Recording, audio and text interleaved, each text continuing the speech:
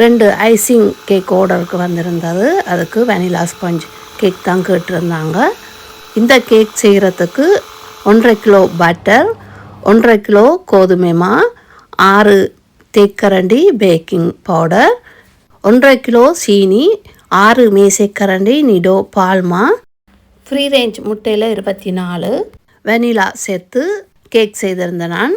இந்த கேக்குண்ட அளவு 8 இன்ச்சிலையும் 10 இன்ச்சிலையும் பேக் பண்ணி எடுத்துருக்கிறேன். பட்டர் ஐசிங் தான் கேட்டிருந்தவங்க. இந்த பட்டர் ஐசிங்க்கு அன்சால்டட் பட்டர் தான் பாவிச்சிருக்கிறேன். 1.5 கிலோ அன்சால்டட் பட்டரும் 3 கிலோ ஐசிங் சுகரும்.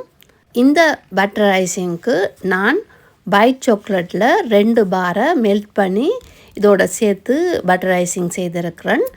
இந்த 2 கேக்கு தான் செய்தேன் நான். இந்த 2 கேக்குமே செய்து முடிக்கிறதுக்கு இரவாகிட்டுது. கேக்கை பாக்ஸுக்கு வச்சு எல்லாம் ரெடி பண்ணி வச்சுருக்கிறேன்.